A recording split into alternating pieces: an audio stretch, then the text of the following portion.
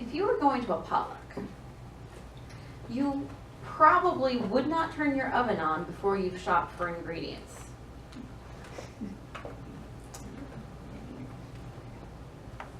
Probably. You would also probably create your dish before you went to the potluck. Unless you're doing one of those like last minute, flambe things or something. Likely, you would decide on a dish, check your pantry for ingredients, go to the grocery store, get what you need, make the dish, and then go to the potluck. Probably is the order you would do things in. Or you might choose a different recipe once you realize that you don't have the stuff for the things you want to do. This is an example of the organizing power of order. The 12 powers, as we're going through them, right? We're already to we have 3 left. No, 2 left after this week. Oh my goodness. Can you believe it? Summer's gone through by in a swoosh of powers. Anyway, so the 12 powers are these elements that are inherent in all of us. They are not by themselves. They work together like all the tools in a toolbox or all the utensils in your kitchen. They all work together, but it's good to look at them in pieces because it helps us remember, oh, maybe we need a little more love at this moment, or what we could add some understanding, or whatever it is we need to add to the dish, right? So, order. It is the power behind this great verse from Ecclesiastes. Some of you have heard it. Some of you probably danced to it. For everything there's a season and a time for every matter under heaven. And it gets really long here. A time to be born and a time to die. A time to plant and a time to pluck up what is planted. A time to kill and a time to heal. A time to break down and a time to build up. A time to weep and a time to laugh. A time to mourn and a time to dance. A time to throw away stones and a time to gather stones together. A time to embrace and a time to refrain from embracing. A time to seek and a time to lose. A time to keep and a time to throw away. A time to tear and a time to sow. A time to keep silence and a time to speak. A time to love and a time to hate. A time for war and a time for peace. Turn. We understand order. The seasons change, the tides go in and out. Life, the circle of life continues to roll. Children get older, we get older, But what happens when we don't understand why or how things happen? This is when sometimes we hear things like, it was God's will, or it was divine order. This is where I have to take a deep breath when I hear things like that. Because it really gets me.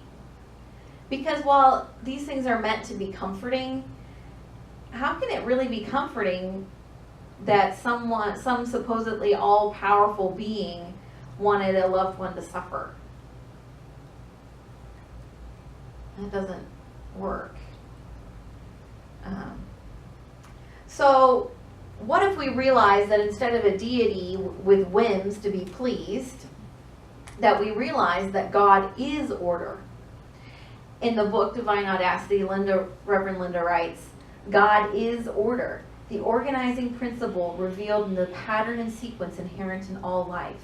Divine order is not a correction of some unhappy condition, but an integrated arrangement of energy in a pattern, sequence, or method. So it is the order. That's where God is in order.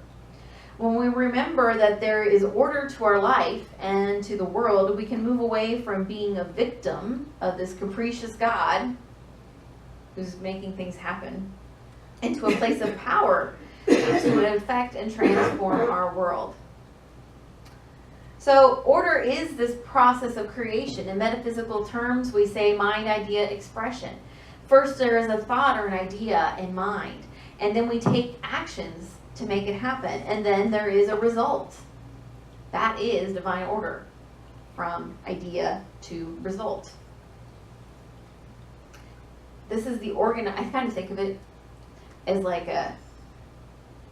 like when you watch those shows and they show you how they make crackers or something with the big machines, right? And so it's like that, you put the stuff in the beginning and eventually, poof, you got a cracker at the end, right? So that's order. That's how the process works. And sometimes, anyway. That's what I see in my head when I think about it. Anyway, so this is the organizing element of order. It is the framework that everything is built in. You put stuff in, stuff comes out.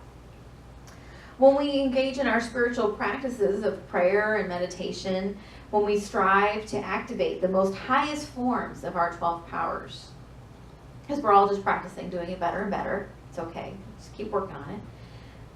When we can see how this process, when we do our spiritual practice, this process can seem to get speeded up, which is pretty neat.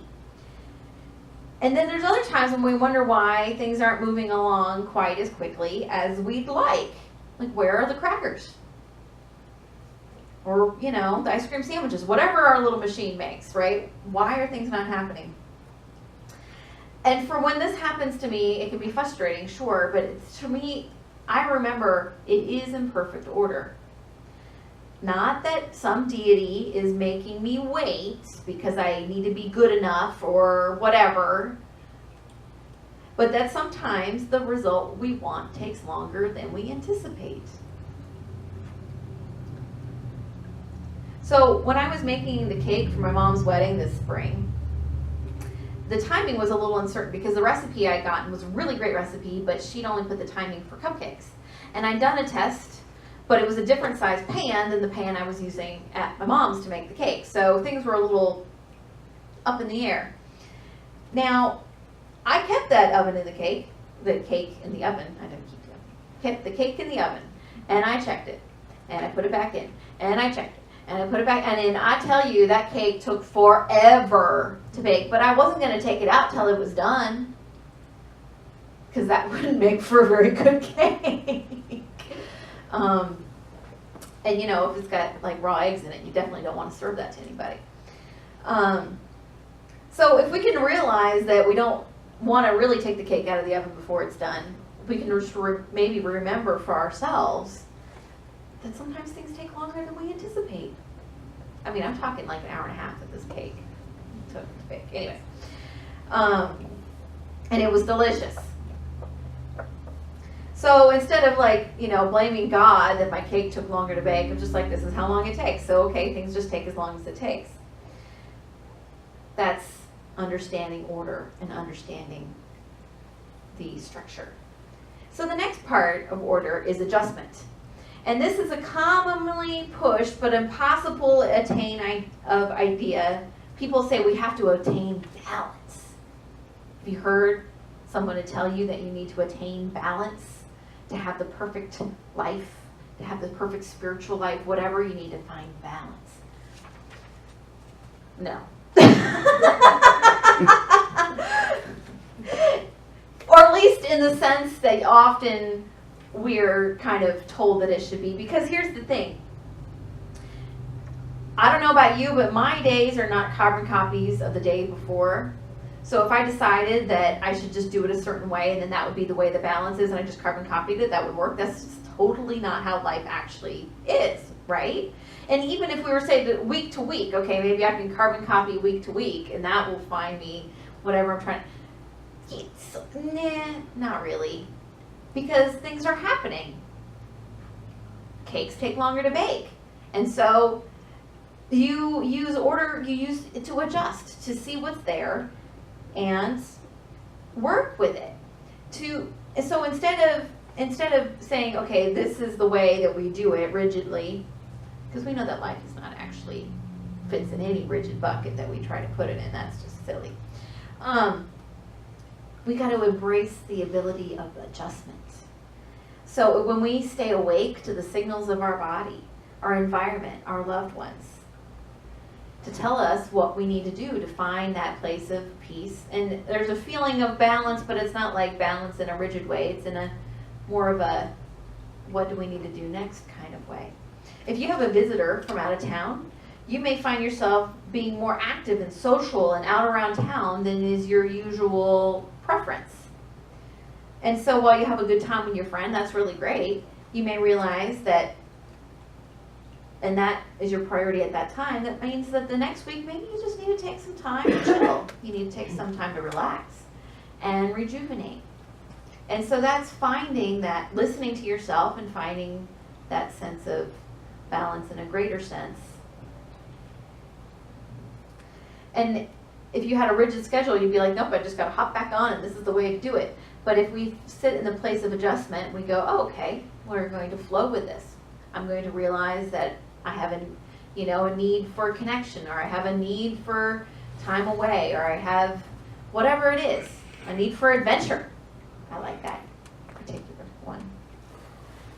And when we embrace that, we know that there's always a chance, we can always make another choice. And we can find order. We can bring us more, or just but helps bring us back to order, a feeling of order. Now the third part of order is evolution. This is a very popular kind of thing to talk about in spiritual circles. We call it unfoldment, transformation, and progress, growth, all sorts of really good juicy words like that. And I think of it as an expression of the process of order. Because when we choose different input, we'll put different input into our machine, whatever our machine is making, and then we shift our thoughts and our actions and beliefs, that's kind of like the machinery in the middle, it makes sense that what comes out the other end will be different too. Charles Fillmore, our co-founder, wrote that involution always precedes evolution. So this goes back to what we were saying about the cake. We can't make it work any faster than it works. When Myrtle Fillmore started using affirmative prayer to heal her body, while the story goes that she had a complete spiritual transformation in that moment, we remember that it took 2 years for the full expression of health or release of tuberculosis from her body. 2 years. And she was working it. I mean, several hours a day she was committed to this prayer practice. And so it takes time. There's like the inner process of transformation that's happening. The involution happens before the outward expression. And so part of that is where we get to have patience, because if we know that the process of order is real and that it's happening, and it's in perfect timing because it takes as long as it takes, like the cake, it's okay. So if we're envisioning a more spiritual, joyful, abundant, etc. life, and it's disappointing sometimes when you're like, oh, that same old thing came up again. Ugh. It's kind of like a thorn in your shoe, and you're just like, how did that happen again? We just have to remember that it takes time. And if it comes up, then it's time for us to do something about it. And it's going to take as long as it takes. And we're still going to get probably annoyed by whatever it is, and that's okay. And we just bless it, heal it, and keep going. Don't let, because Myrtle Fillmore could have given up. She could have. She said, you know what, this is great, but it's been a year, still sick, forget it. We've probably all done something like that. We're in the process of interchange, and you don't have the expression soon enough, and you're just like, forget it. Throw out this cake. Try again. So, if we can remember that the change is happening within us, we also get to pay attention and make the adjustments, because we'll start to notice things that are not in alignment with who we are, who we want to be.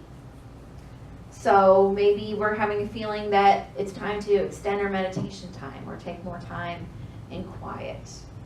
Or maybe we're noticing that a certain relationship or a TV show or a habit or whatever is not contributing to our well-being, but maybe even the opposite. Whatever it is, whatever these things, these are nudges.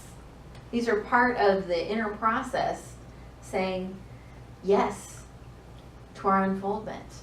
And when we do it, we're moving along the process. If we say no, it's just like, okay, well, I guess we'll just stay here and spin our wheels some more. So, you ready for your homework? Yes. I'm going to just keep giving you homework. I don't know if you're all doing it, but here's your homework. Notice order in your life. Because when we notice it, then it helps us see that it's true. And then when we're maybe not necessarily noticing or believing it, we have something to fall back on to remember that it's true. So, what's something that's very much order happening in our lives right now? The seasons are changing. I don't know about you, but the leaves are starting to fall off the tree in my front yard and backyard. So seasons are changing. That's one way to notice order. That's part of the order. You may notice how you use organization to keep the details of your life moving smoothly or not. Sometimes disorder is one way to notice order. You may notice how you could allow yourself more ease in making adjustments and allow for being in the moment as part of creating a more harmonious life.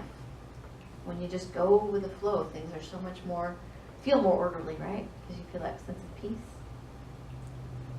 Or you might reflect. Here's something to do. Reflect on the time in your life when there was change happening and you wanted to make a change, and kind of from a zoomed out perspective, you can see how the different pieces, there was the idea about the change, and then there was probably some working on it time, and maybe some trial and error in the expression part, and how it all came together. It can be helpful to remember how that happened in our own lives as a building block or a reminder for the next time. Sometimes I find that, it seems like nothing's happening, even though it's happening interiorly, right? And then all of a sudden, whoosh, everything happens really fast. Like all the pieces come together and you're off to the races. It can very much happen that way. So above all, we just want to remember that order is at work in our lives, in the universe. It's how everything works. It's the machine underneath everything. And to remember that we have the power through our spiritual tools to create our best life.